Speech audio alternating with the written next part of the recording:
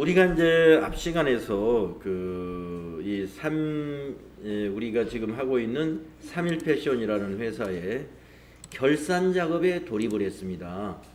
그동안 쭉 해왔던 걸 더듬어 보면 기초정보관리, 그 다음에 전표 입력, 여러 가지 장부의 조회, 자금 관련 장부의 조회, 부가가치세의 메인 매출 전표의 입력에 따른 부가가치세 신고서를 비롯한 여러 가지 부속 서류 보는 요령, 또 고정자산의 등록, 이런 것들을 우리가 해 왔었습니다. 지금 남은 내용은 결산 내용이 남았습니다. 결산 내용이. 그래서 지난 시간에 이제 우리가 결산에는 자동 결산, 수동 결산이 있는데 수동 결산을 먼저 하고 그 다음에 자동 결산을 한다 하는 것까지 여러분 아마 기억하실 거고요. 그래서 이제 결산을 하는 데는 여러 가지의 그 자산부채 자본 수익 비용을 발생주의 또는 현재의 공정가치로 재평가하는 여러 가지 작업들이 있는데, 그 중에서 감가상각을 하기 위한 감가상각 자산들을 앞 시간에서 다 우리가 등록을 했습니다. 그러면 이 감가상각 자산의 등록을 몇 페이지에 수동을 하신 거죠? 246페이지. 그래서 오늘도 여러분 246페이지 피셔가지고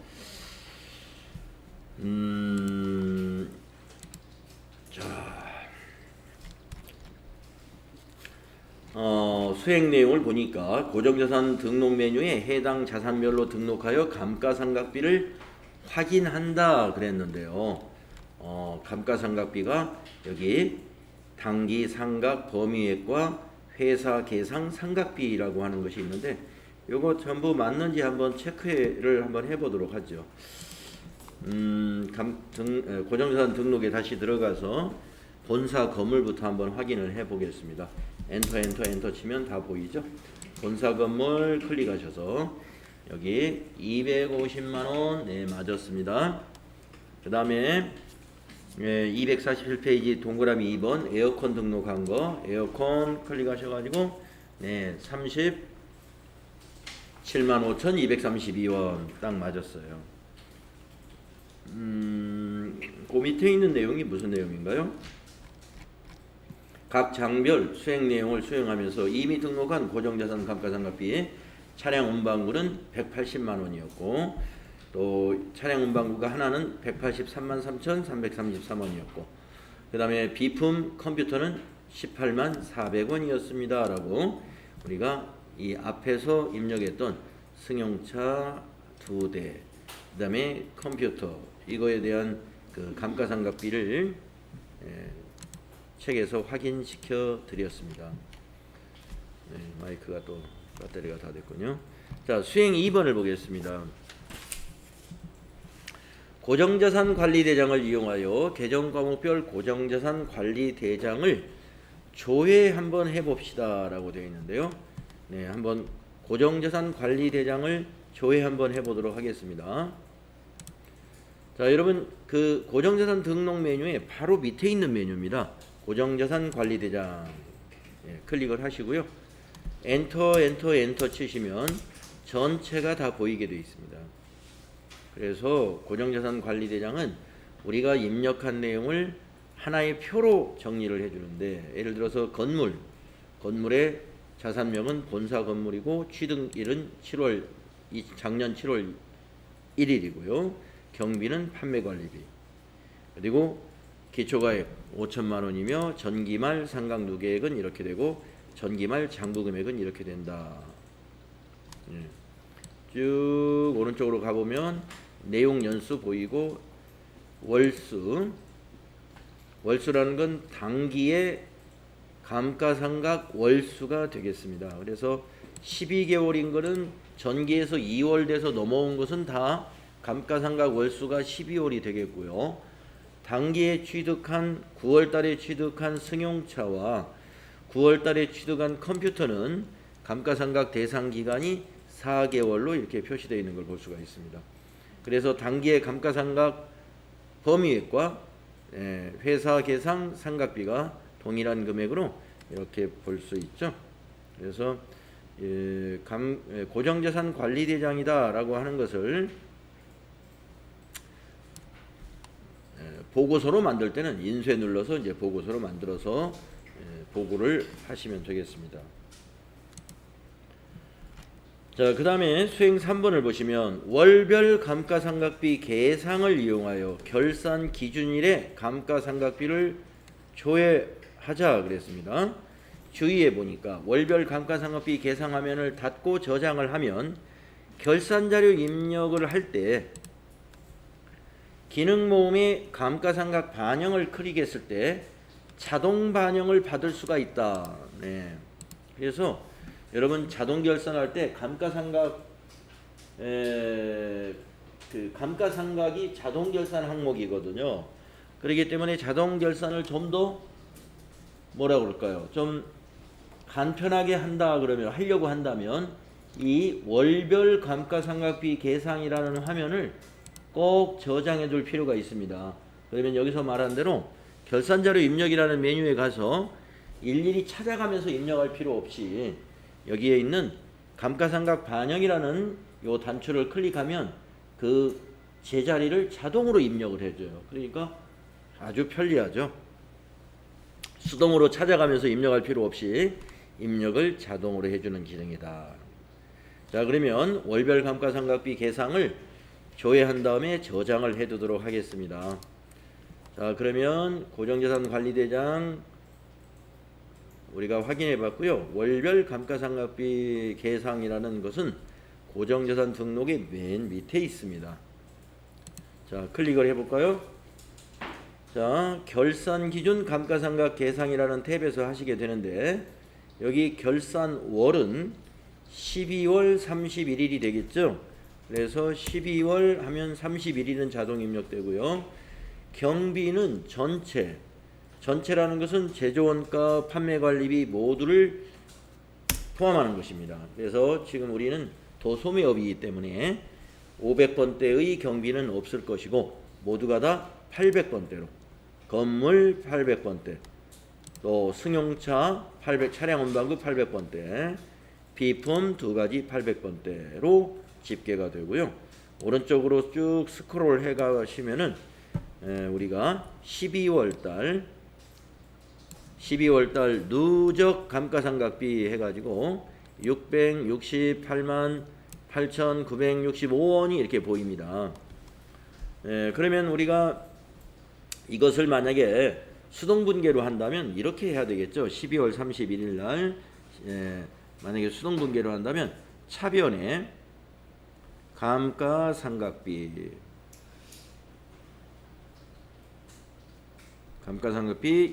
6,688,965라고 하고 대변은 세 가지가 됩니다. 대변은 건물 감루 250, 차량 운반구 감루가 363,333,333, 또 비품의 감루가 52,632 이렇게 대변은 건물 감가상각, 건물이 코드가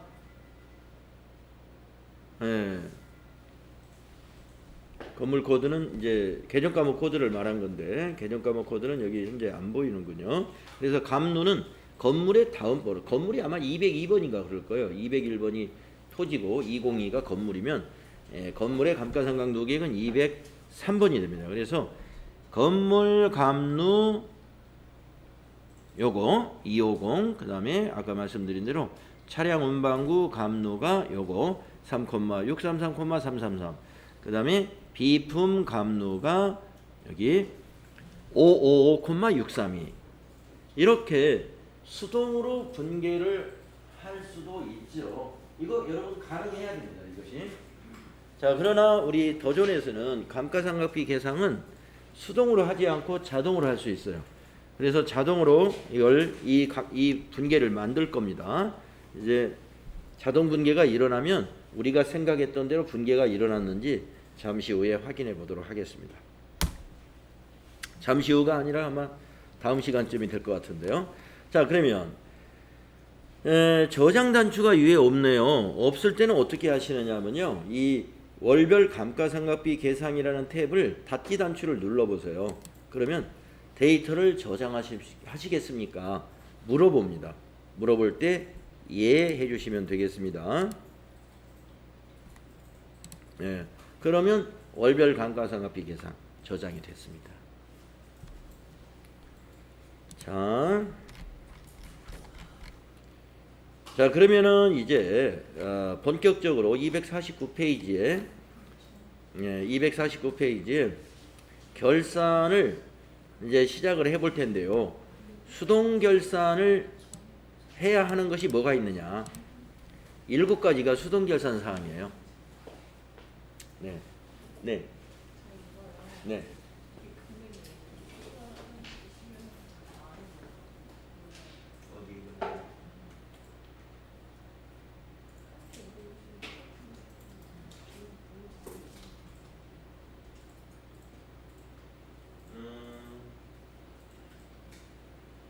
오른쪽으로 쭉 가서 12월 너에 맞는 비용 역할을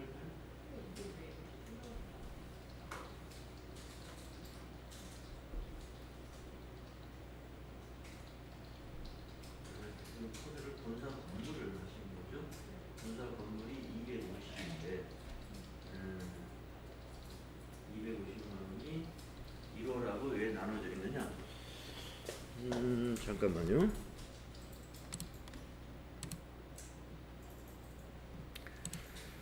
자, 계속하겠습니다. 여러분 교재에 이제 249페이지 수동결산 분계란 무엇이냐? 자, 수동결산을 먼저 한다 그랬지 않습니까? 그 수동결산이라는 것은요, 일반전표 입력에서 하는 겁니다. 일반전표 입력에서 12월 31일자로 입력하는 것을 우리가 수동결산이라고 그래요. 일반전표 입력에서 12월 31일자. 굉장히 항목이 많습니다. 7가지 수동결산 내용이 7가지예요. 자, 첫째 어떤 것이냐? 손익의 결산 정리, 수익 비용의 발생과 이연이 있죠. 그래서 계정 과목으로 말하면 선급 비용, 선수 수익, 미지급 비용, 미수 수익, 이것과 관련된 것들 전부 수동 결산해야 됩니다. 예. 우리가 자산부채에서 이 결산과 관련된 계정 과목 4개 여러분들 아마 기억하실 거예요. 굉장히 헷갈릴 것 같다라고 하면서 예. 우리가 이연과 관련된 계정으로서 선급비용, 선수수익, 그리고 발생과 관련된 계정 과목으로서 미지급 비용과 미수수익, 이런 거 아마 정리했던 부분이 여러 번 있었습니다. 다음에 두 번째, 소모품과 소모품비의 정리, 수동결산 사항입니다. 그래서 우리가 소모품도 우리가 뭐 소모품 한 개 쓸 때 한 개 사서 구입하는 것이 아니라 대량으로 소모품을 구입한단 말이에요. 그랬다가 이제 쭉 사용을 하다가 결산 시에는 미사용된 것을 파악을 합니다. 그래서 사전에 비용 처리를 한 회사에서는 미사용된 것을 소모품으로 자산으로 대체하죠. 재고를. 또 반대로 구입했을 때 전부 자산 처리한 회사는 재고를 뺀 나머지를 다 비용 처리해야 되겠죠. 그러한 정리를 하게 됩니다. 그 다음에 세 번째, 만약에 단기매매증권에 투자를 했다 그러면 단기매매증권을 12월 31일 공정가치로 평가해가지고 장부금액을 시가에 맞춰주는 작업 해줘야 됩니다. 또 매도가능증권도 있었다면 매도가능증권도 평가하는 작업을 해줘야 됩니다. 단기매매증권, 매도가능증권 모두 평가를 수동결산으로 하는 거예요. 여러분, 만기보유증권은 평가 안 하는 거 아시죠? 만기보유증권은 만기까지 그냥 쭉 가지고 있을 거기 때문에 중간에 결산 때 굳이 시가를 알아서 맞춰놓을 필요가 없습니다. 만기가 되면 어차피 액면가로 상환을 받기 때문에. 그 다음에 네 번째, 현금 과부족의 정리. 결산 때까지 현금 과부족이 원인이 밝혀지지 않은 것들 두 가지 유형이 있죠. 부족한 것은 잡손실 처리하고 남았던 돈은 자비익 처리한다. 이걸 말하는 거예요. 그 다음에 선납세금의 정리. 자, 우리가 법인세는 3월 달에 정기적으로 납부를 하죠. 그런데 1년에 한 번만 납부하는 것이 아니라 10월 달이 되면은, 자, 3월 달에 일단은 정기 납부 한번 하고 4월, 5월, 6월, 7월, 8월, 9월까지 6개월이 지났죠. 그래서 1년 중 6개월이 지난 10월 달에 법인세 중간 애납이라는 걸 합니다. 그래서 전년도에 우리 기업들이 법인세 납부한 금액, 만약에 우리 법인이 지난 해에, 그러니까 지금은 이제 법인세 신고를 2019년도분을 했죠. 3월 달에. 근데 법인세 납부액이 2천만 원이었다고 가정을 해볼까요? 이번 3월 달에 법인세 계산액이 2천만 원이었어요. 그러면 이제 쭉 가다가 7월, 8월, 9월 지나고 10월 달이 되면은 세무서에서 법인세 중간애납 고지서가 1,000만 원짜리가 날라옵니다. 네. 작년에 올 3월 달에 신고한 거 보니까 법인세 1년치 납부 계산 금액이 2천만 원인 거 보니까 올해도 아마 그 정도 영업이 되지 않겠느냐. 그래서 애정 납부. 세금을 좀 나눠서 내세요 하고. 그러면 애정 납부할 때 그걸 어떻게 한다고요? 회사는 선납세금 자산 처리예요. 10월 달에 애정 납부할 때 1,000만 원을 납부할 거 아닙니까? 차변에 선납세금 1,000만 원, 대변에 보통예금 1,000만 원, 이렇게 회계 처리했던 것을 어떻게 해야 돼요? 결산 때 법인세로 대체를 해야 돼요. 법인세. 예. 그래서 선납세금 정리라는 것은 선납세금이라는 자산을 법인세 비용으로 대체하는 분계를 수동으로 해줘야 된다. 자, 선납세금이 그것만 있느냐? 만약에 법인이 원천징수 당한 게 있다면 그것도 선납세금으로 기중에 처리를 해두죠. 여러분이 그런 얘기를 제가 드렸는지 연습 문제 앞에서 그런 문제가 없었던 것 같은데 이런 것이 있습니다. 자, 법인이 원천징수 당하는 것 중에 가장 우리가 그 시험에서 자주 나오는 게 법인이 여유자금을 은행에 정기예금을 했어요. 네. 자, 그러면 정기예금이 만기가 되면은 예금을 찾죠. 해약을 하지 않습니까? 그럴 때 원금과 이자를 받게 됩니다. 만약에 이자가 200만 원이 발생했다라고 한다면 200만 원 이자를 은행에서 다 주는 게 아니라 은행에서 우리 법인을 상대로 해서 이자 소득에 대해서 원천징수를 하죠. 우리 개인과 마찬가지로. 그러면 개인은 우리가 개인의 세금이지만 법인은 법인 소득에 대해서 나중에 법인이 벌어들인 영업소득과 법인이 벌어들인 영업의 소득을 모두 합쳐서 법인세라는 것으로 그 법인 소득에 대해서 과세한단 말이에요. 그런데 은행에서 미리 세금을 뗐어요. 이자 소득에 대해서. 그러면은 어떻게 돼요? 그걸 선납세금 자산 처리합니다. 법인은. 자산 처리했다가 지금 여기 중간 애납과 마찬가지로 결산 때 법인세로 비용을 바꿔요. 그 얘기입니다. 그 다음에 6번째, 비유동 부채의 유동대체. 이거는 우리가 유동자산에서 또는 유동부채 또는 비유동부채에서 여러분 장기차입금이 이렇게 3단계로 흘러가죠. 처음에는 장기차입금입니다. 근데 시간이 지나면 결산 시점에 장기차입금 차변에 와서 없어지고 대변에 유동성 장기부채 이렇게 유동부채로 전환을 시키죠. 그리고 이제 상환일이 돌아오면 유동성 장기부채 차변에 와서 부채 감소하고 대변에 자산 감소로 그 부채가 상환이 되는 겁니다. 그걸 말하는 거예요. 장기 차입금을 모두 점검해 가지고 유동성 대체할 내용이 뭐가 있는지 그걸 체크해서 수동분계로 결산을 해야 된다. 그 다음에 대손충당금의 환입. 대손충당금의 설정은 자동분계에서 하도록 되어 있고요. 대손충당금 환입은 뭐냐면 우리가 대손 예상액을 계산해 보니까 5천만 원인데 우리 회사가 기설정된 대손 충당금을 보니까 8천만 원이 설정되어 있네요. 너무 많이 설정되어 있어요. 그 3천만 원을 환입시켜야죠. 차변의 대손 충당금 3천, 대변의 대손 충당금 환입 3천. 우리 대손 충당금 배울 때 대손 충당금 환입이라는 것도 했었습니다. 자, 그래서 이러한 사항들이 수동결산 사항이에요.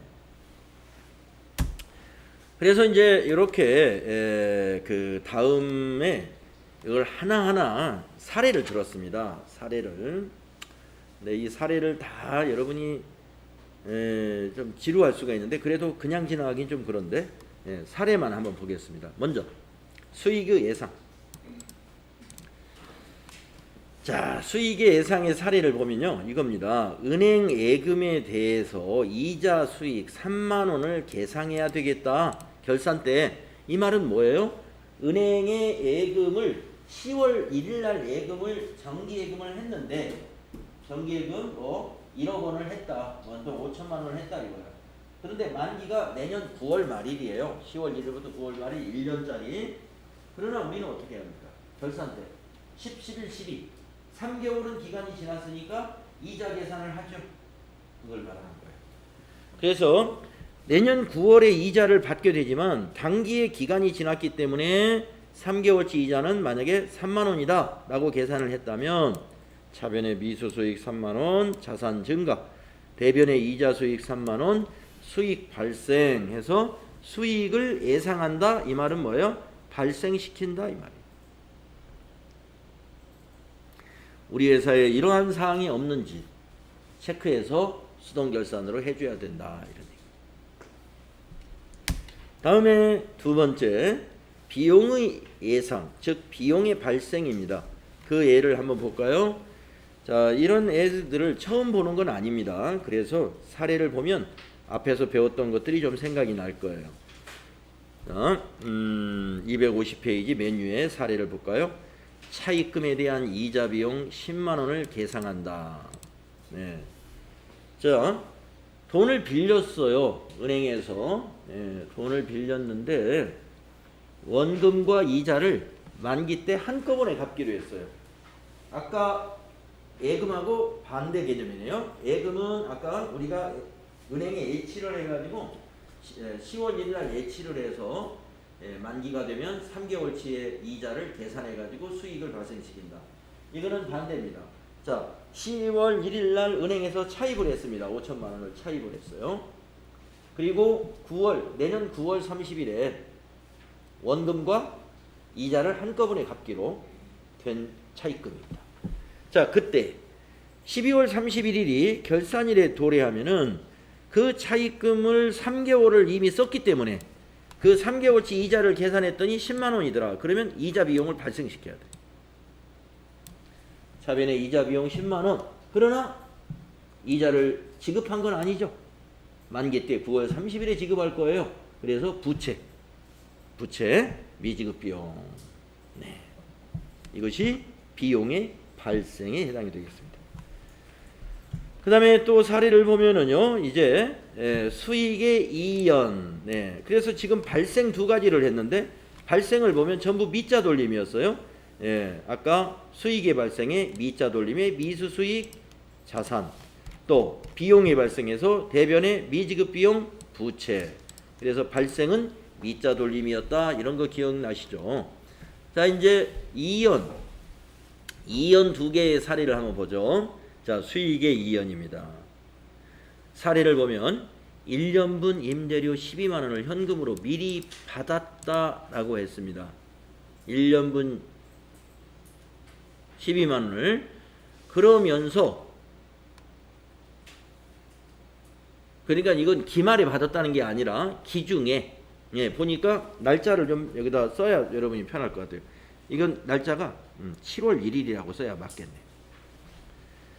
7월 1일 날 1년분 임대료 12만 원을 현금으로 미리 받았습니다. 그때 우리 회사는 이렇게 회계 처리를 했어요.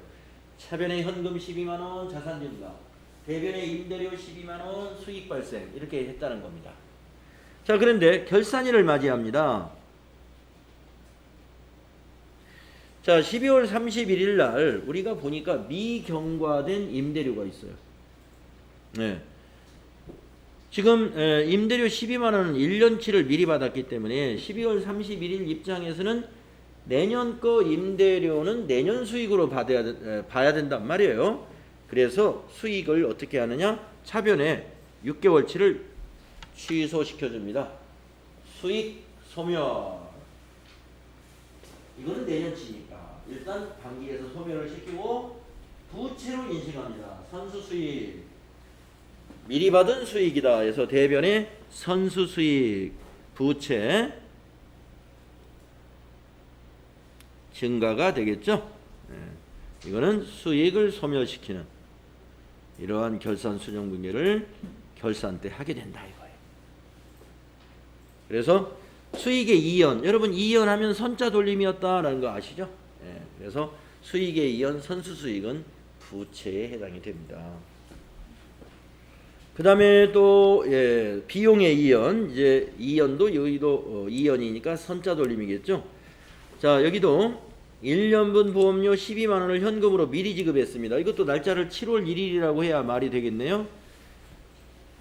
자, 그러면 내년 6월 말까지의 보험료입니다. 그래서 차변의 보험료 12만 원, 대변의 현금 12만 원 이렇게 비용 발생, 자산 감소시켰습니다. 그리고 결산일을 맞이했을 때는 이런 건에 대해서는 어떻게 해야 돼요? 미경과 보험료라고 그러죠? 미경과 보험료 6개월치 6만 원을 비용을 여기서 또 취소시킵니다. 비용 취소는 대변에서 취소되죠? 비용 소멸. 단기의 비용이 아니다 이 말이에요. 단기의 비용이 아니다. 내년 비용이에요. 그래서 일단 단기에서 빼주고 그것은 자산 잡아줍니다. 미리 지급했기 때문에 선급 비용은 당좌 자산이었죠. 그래서 자산 증가. 그래서 선자 돌림 비용의 이연에서 쓰이는 계정 과목이 선급 비용이었죠. 지금 이 네 가지 사항이 있지 않습니까?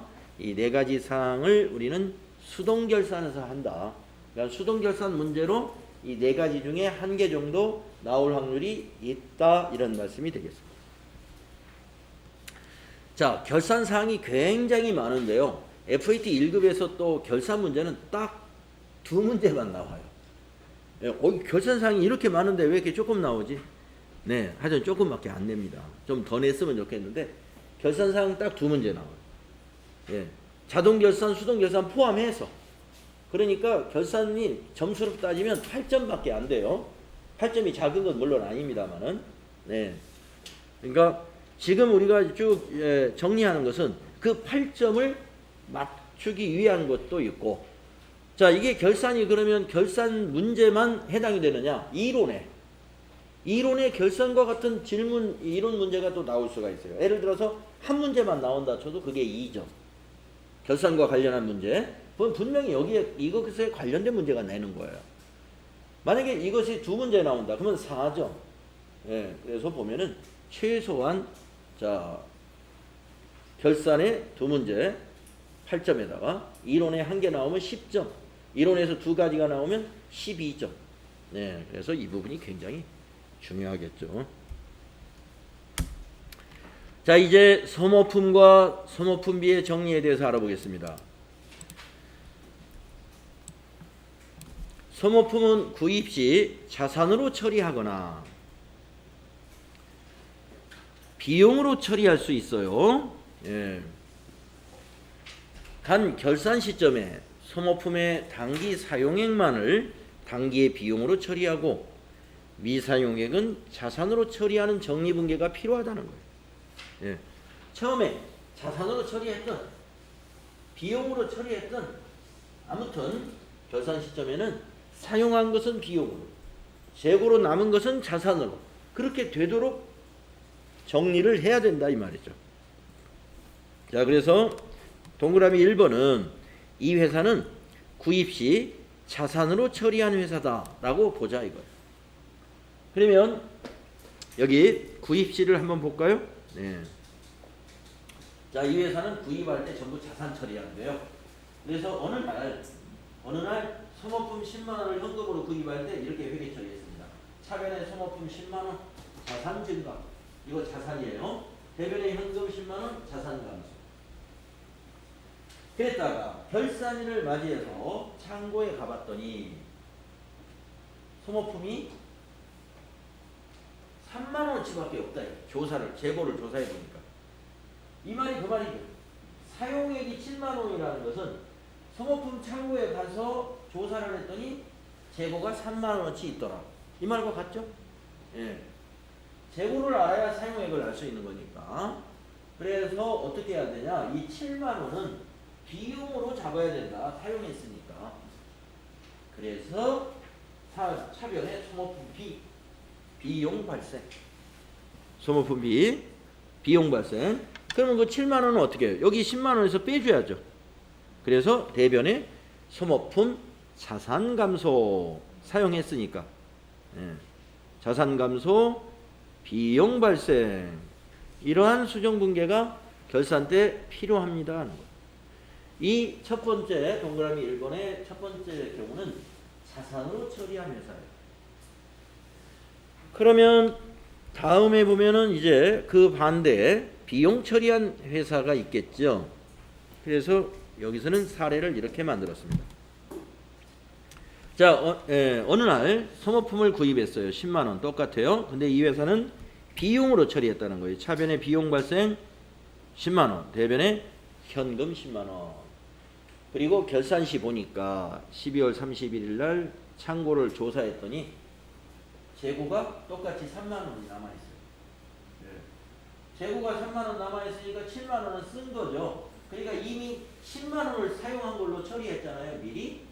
그러면 10만 원 사용한 게 아니고 3만 원 남아있다. 이걸 자산 잡아야 된다. 그래서 차변에 소모품 3만 원, 대변에 소모품비 3만 원, 소모품 B에서 3만 원을 비용 취소를 시키게 되죠. 비용 소멸. 그러면서 그만큼이 자산이 증가하게 되는 거죠. 자산이 증가한다. 이러한 정리분계를 한다 이겁니다. 그래서 소모품 정리도 여러분 두 가지 경우가 있으니까 자산 처리한 회사, 비용 처리한 회사 거기에 맞게끔 정리를 해주면 됩니다. 결국에 정리의 목적은 뭐예요? 실제로 사용한 것만 비용으로 처리하겠다는 것이죠. 실제로 사용한 것만 단기의 비용으로 처리한다는 것입니다. 자, 이번에는 단기 매매증권 또는 매도가능증권의 평가시 회계처리. 개정 과목 이름만 다르지 원리는 똑같습니다. 네, 첫 번째 동그라미 1번은 장부 금액보다 공정가치 12월 31일 날 이게 만약에 주식이라고 한다면 종가가 장부 금액보다 더 높아졌다. 네, 그러면 이익이 난 거죠. 그것을 우리가 단기 매매증권 평가 이익이라고 영업의 수익으로 처리하지 않습니까? 그래서 사례를 보시면 단기 매매증권의 장부 금액이 10,000원이며 기말의 공정가치가 12,000원이라면 2,000원만큼이 바로 대변의 단기 매매증권 평가 이익, 차변에는 단기 매매증권 해서 자산 증가시키는 거죠. 네.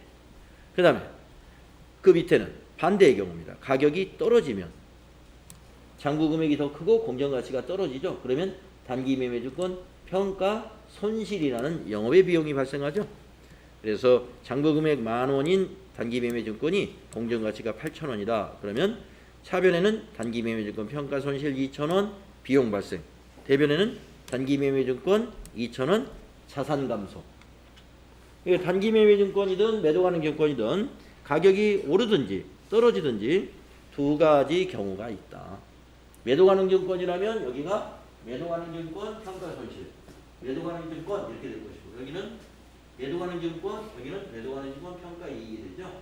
그런데 주의할 것은 단기 매매증권 평가 이익이나 단기 매매증권 평가 손실은 단기의 손익계산서로 가가지고 단기의 손익에 영향을 주지만 매도가능증권의 평가 이익이나 매도가능증권의 평가 손실은 단기의 손익에 영향을 안 주는 기타 포괄손익 누계액이라고 하는 자본이라는 것. 그것만 여러분 다르다는 걸 기억하시면 됩니다. 자, 네 번째도 있고요. 지금 뭐 7가지가 있기 때문에 좀 설명을 하는데 좀 길어져요. 그래서 여러분 또 쉬는 시간 갖는 게 좋을 것 같습니다. 자, 10분간 쉬도록 하겠습니다.